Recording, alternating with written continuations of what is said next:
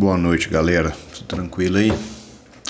Então, igual eu falei na semana passada, eu vou acabar de explicar, né, mais detalhes sobre estruturas condicionais compostas. A gente vê alguns exercícios aí, né, que eu postei para vocês lá no Moodle, e eu vou focar mais nisso nessa aula de hoje, beleza? Vou também enviar mais exercícios para vocês aí, tá? Nessa linha de raciocínio.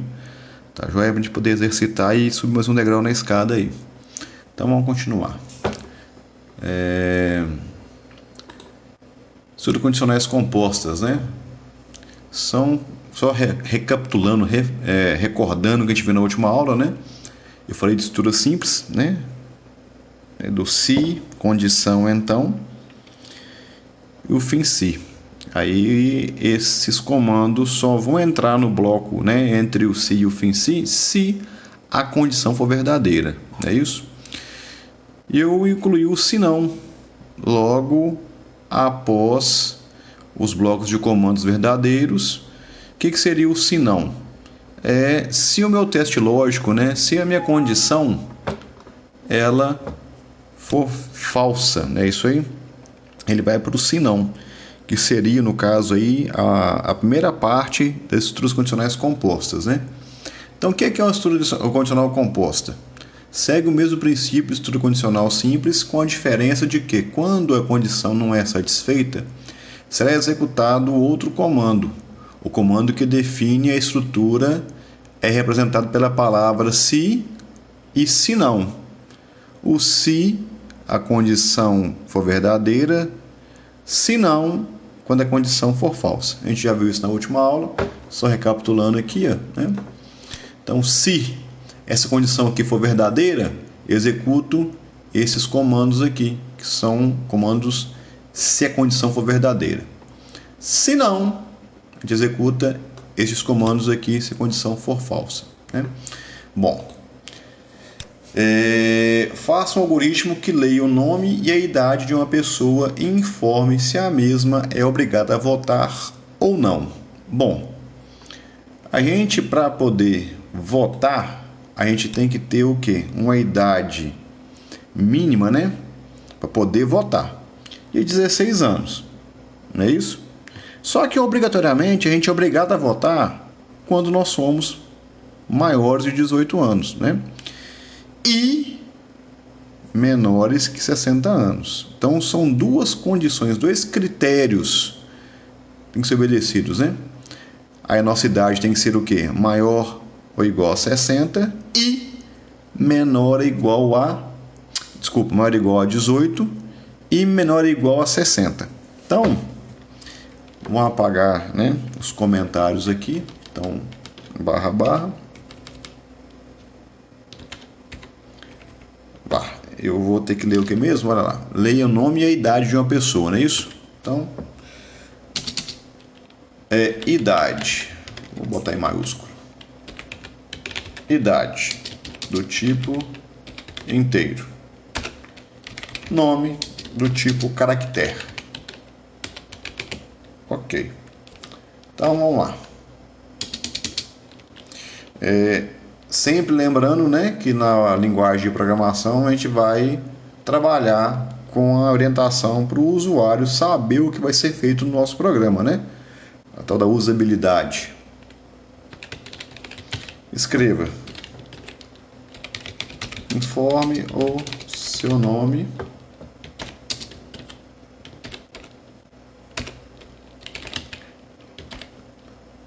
Leia nome. Escreva lá. Informe a sua idade. Então, leia idade. Beleza. Então, qual que é a minha condição mesmo para eu ser obrigado a votar?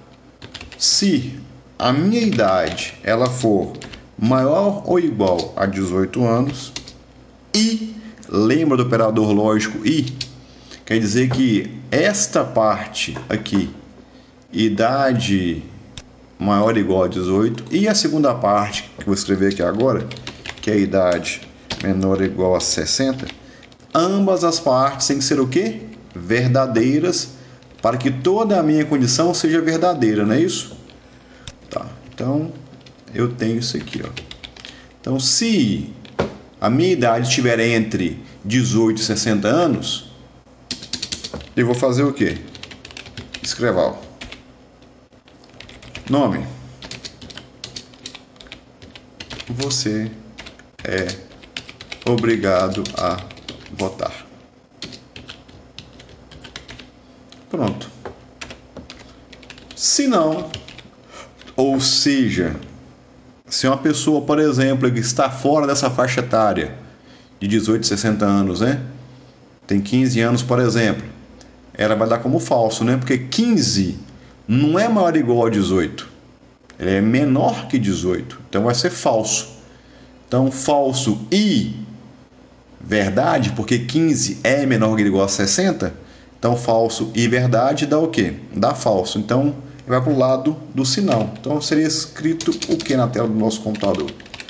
Escreval, nome, você não é obrigado a votar. É isso aí. O fim si e o fim algoritmo. Vamos ver se vai funcionar? Minha idade, por exemplo. Minha idade hoje eu tenho 43 anos. Então, desculpa, eu formei errado, né? Tá errado aquilo ali. Fiz errado. Desculpa.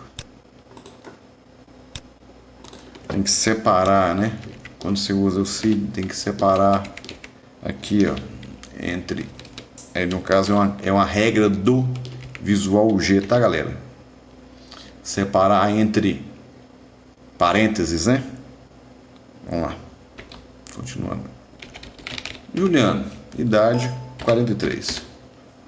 Bom, eu sou obrigado a votar, não é isso? Outro teste. Vou botar aqui Miguel, que é meu menino. Miguel tem 10 anos de idade. Miguel, 10 anos. Miguel, você não é obrigado a votar. Beleza? Pegar, por exemplo, né? A minha sogra. Gente boa. Gente boa mesmo, galera. Gosto muito da minha sogra. Raquel, idade. Então a Raquel tem 66 anos. Acho que é isso mesmo. Ela não é obrigada a votar. Tá vendo? Então é isso aí, ó. Essa primeira parte, né? Tá encerrada. Segundo exemplo aí. Segundo exemplo. Vamos salvar isso aqui.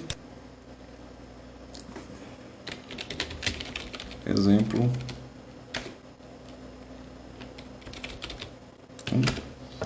Vamos salvar, né? Vamos criar um novo aqui. Vamos para o exemplo 2, que está aí, ó. Faça um algoritmo que leia o nome do aluno, o nome da disciplina, a nota e a frequência nessa disciplina. E informe se o mesmo foi aprovado ou não. Para ser considerado aprovado, a nota tem que ser maior ou igual a 60 pontos e a frequência não pode ser inferior a 75%. Não é isso? Então, como é que a gente vai resolver esse probleminha aqui? Então, eu vou ter que ler o nome do aluno e o nome da disciplina. Então, eu tenho nome. Vou botar aqui aluno, disciplina do tipo caractere, nota e frequência do tipo real. Opa, coloquei o sono pegando, né? Aqui, ó. Agora tá certo. Comandos. Escreva. Informe o nome do aluno. Leia aluno. Escreva. Informe o nome da disciplina. Leia disciplina. escreva: informe a nota do aluno. Leia nota. Escreva: informe a frequência. Vou botar uma informaçãozinha que tem que ser em percentual. É só informativo, tá? Esse percentual ali. Eu vou tratar dentro do meu programa, né, dentro das entradas, processamentos e saídas, como se fosse um número real. Só na hora de informar para o nosso usuário que vai ser o quê? Percentual. Dentro do sistema vai ser o quê? Um número real, né? Leia frequência, que é o número real. Vendo aqui, ó, frequência e frequência real. Ok. Bom, qual o critério para ser aprovado? A nota maior ou igual a 60 pontos e a frequência superior a 75%.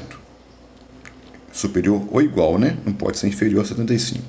Então, se a nossa nota for maior ou igual a 60 pontos e a nossa frequência for maior ou igual a 75, não é por cento aqui, né? Tornar a falar. Aqui é um número real. Aqui é só informativo, né? Eu li que o número real aqui, beleza? Então, escreva: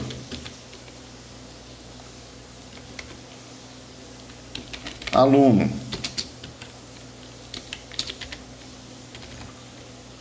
foi aprovado na disciplina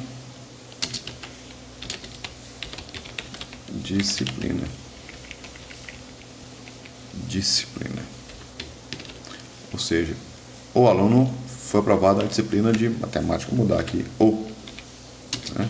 Informaçãozinha mais bacana. Beleza. Se não, bom, ele não atendeu um dos dois critérios ali.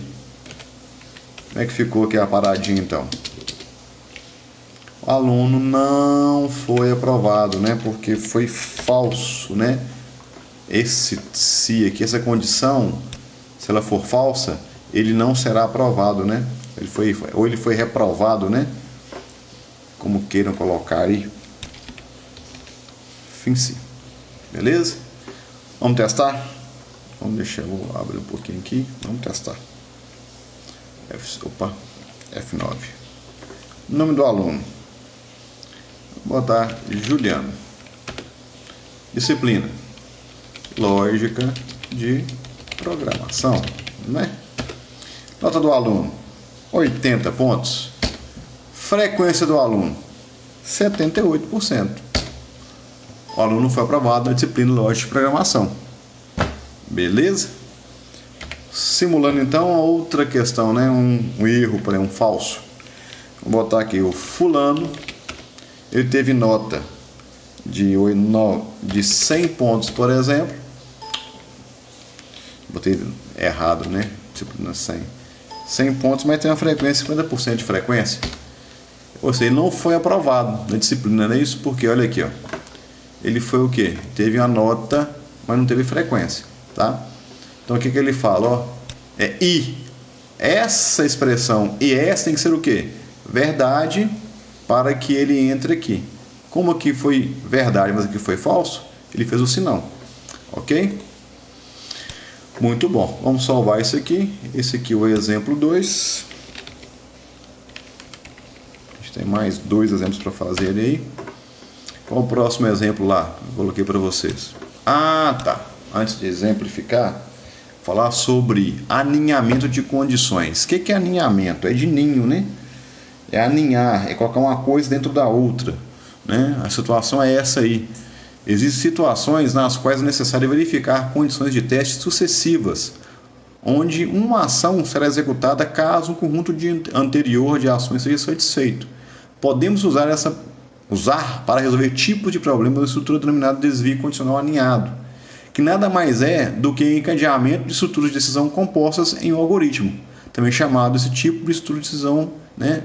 Ou alinhamento de condições, né? Ou alinhamento decisão encadeada, né? Por este motivo. Qual é o exemplo aqui? Como é que é a sintaxe desse camarada aqui? É quando eu tenho um se dentro de outro se ou de um se não, né? Por exemplo aqui, ó, se a condição aqui for verdadeira, executa o bloco de comandos 1. Se não, aí lá no lado falso, ele tem uma outra verificação de se, que tem lá um outro se, com outra condição, um outro se não e assim por diante. Eu posso colocar aqui quantos se's eu quiser, um dentro do outro, tanto dentro do se não, como aqui dentro. Ou seja, isso aqui ó, poderia estar também, se eu quisesse, aqui dentro, ó. Nada me impede de fazer isso aqui, ó. Tá bom, galera? Ou seja, eu colocar um se dentro de outro ou um se dentro do se não. São se's ou estruturas condicionais alinhadas, né? Alinhamentos de condições aí. Beleza? Um exemplo disso aí. Faça um algoritmo que leia um número qualquer e informe se este número é positivo, negativo ou zero. O que seria positivo? Maior do que zero. Negativo? Menor do que zero. O zero se for zero mesmo. Bom, como é que faz isso aí? Vamos dar um novo aqui. A gente salvou aquilo ali. Vamos apagar os comentários. Eu não quero isso aqui agora. Então eu vou ler somente um número. Um número n do tipo, pode ser real, não tem problema algum. Vamos lá. Escreva. Informe um número. Leia n. Muito bom. Se n for maior do que zero, então o número é o quê? Escreva o quê? Positivo. É isso?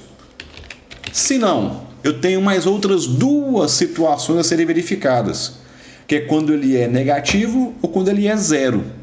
O que eu faço aqui então? Coloco o se não, ponho o fim si para eu falar, né? Ó, aqui terminou. Então eu vou começar aqui agora, né? Se o meu n for menor do que zero, então vou ter o quê? Escreva negativo. Bom, se não, ele vai ser o quê? Escreva zero.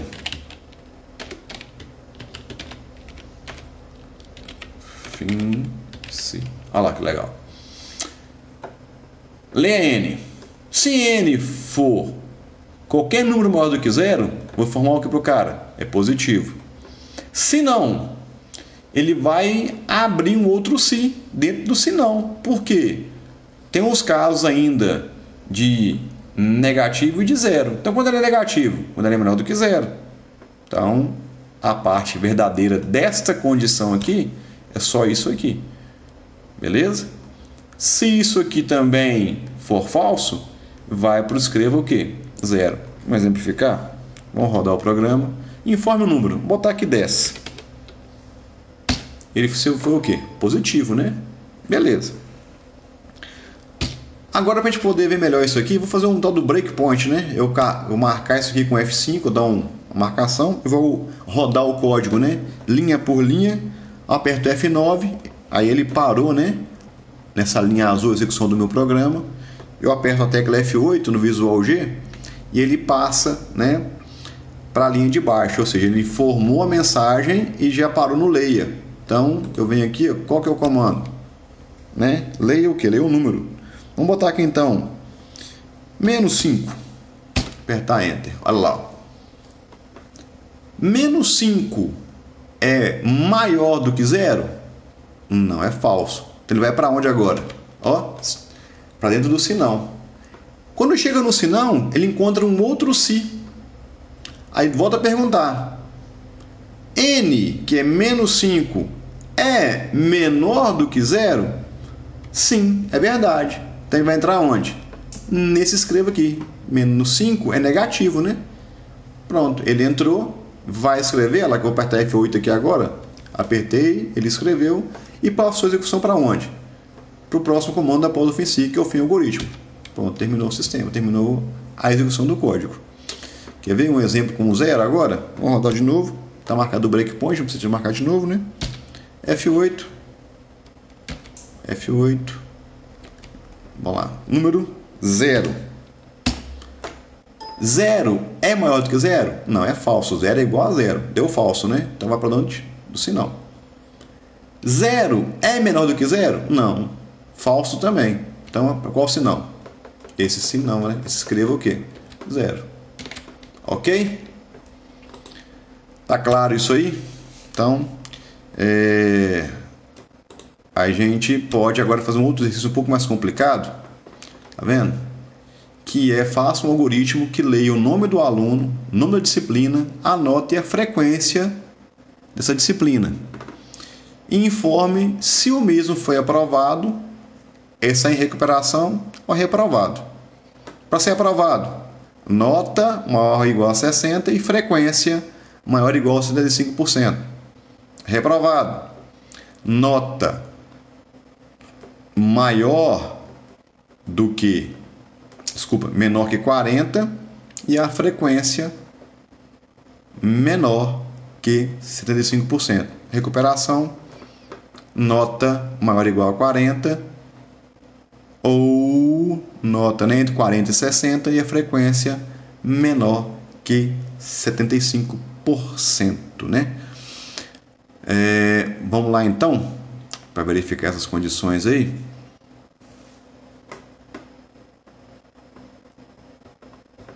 Lá no Visual G. Eu vou abrir da aula passada. Não vou salvar. Bom, vou salvar isso aqui. Esse aqui foi o exercício exemplo 3.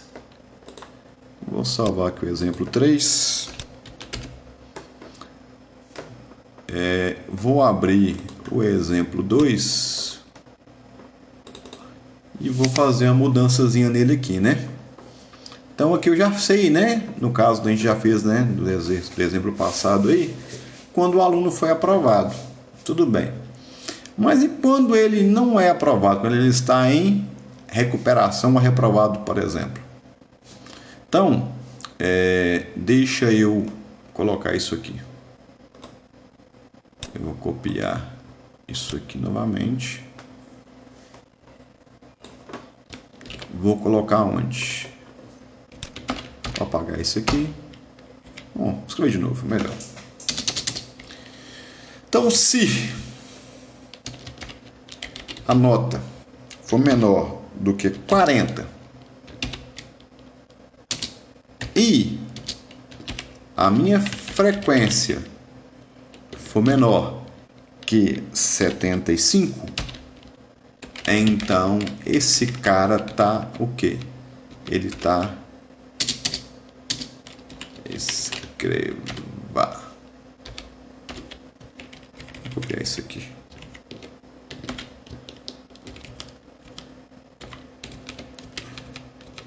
Copiei, vamos lá. Escreva: o aluno foi reprovado na disciplina que eu coloquei lá. Bom, se não, se ele não está aprovado, que é esse caso aqui, ele não está reprovado, que é esse caso aqui, qual que é o segundo caso? Qual que é o terceiro caso que nós vamos ter lá mesmo?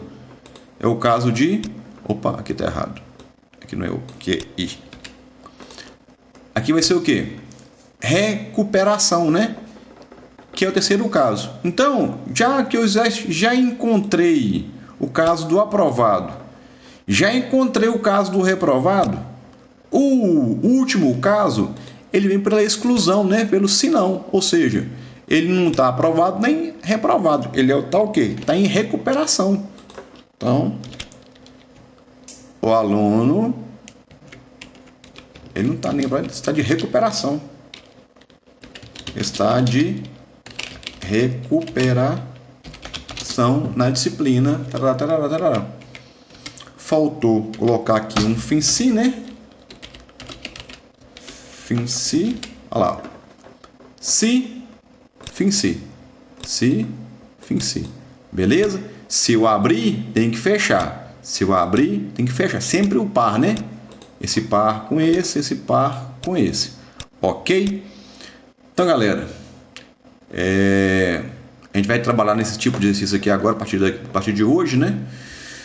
E vou mandar para vocês logo mais do vídeo aí, vou mandar para vocês a lista de exercícios, tá? Para vocês fazerem e me entregarem também até o final de semana, tá ok? Então, Deus abençoe vocês aí. Tô devendo a disciplina de programação, de lógica de programação. Eu vou mandar, de lógica, não, desculpa, de programação estruturada. Hoje à tarde que eu consegui terminar de configurar, de testar, né? Uma ferramenta que nós vamos utilizar numa máquina que eu acho que vai ser um padrão de todo mundo trabalhar aí, né? E vai utilizar o C# realmente na disciplina, né? Então, para desenvolver em C# a gente vai colocar o Visual Studio para programar. E o Visual Studio é uma ferramenta que executa, que requer um pouco de hardware, né? E eu fiz um teste, né? Até a máquina que estou usando aqui agora com vocês aí. Minha máquina, essa máquina atual, ele é um Windows 8, um Windows 7. É um processador, um Core Q6600 de mais ou menos em uns 10, 11 anos atrás. Memória DDR2 ainda, 800 MHz. É uma máquina bem antiga. Creio que vocês que têm aí Core 2 Duo, máquinas de geração mais modernas, mais novas, vão conseguir rodar perfeitamente Visual Studio na versão Community 2019. Mas isso é um tema para outra aula, que vou postar para vocês ainda, se Deus quiser, né? Mais tarde, antes, né? Até quarta-feira, que é a aula de programação estruturada, e vocês vão começar a trabalhar com a ferramenta aí, ok? Por enquanto, muito obrigado aí, galera. Fique com Deus, Deus abençoe vocês aí. E tamo junto aí, seguir firme aí, né? Na quarentena. Deus abençoe todo mundo aí, fique com Deus.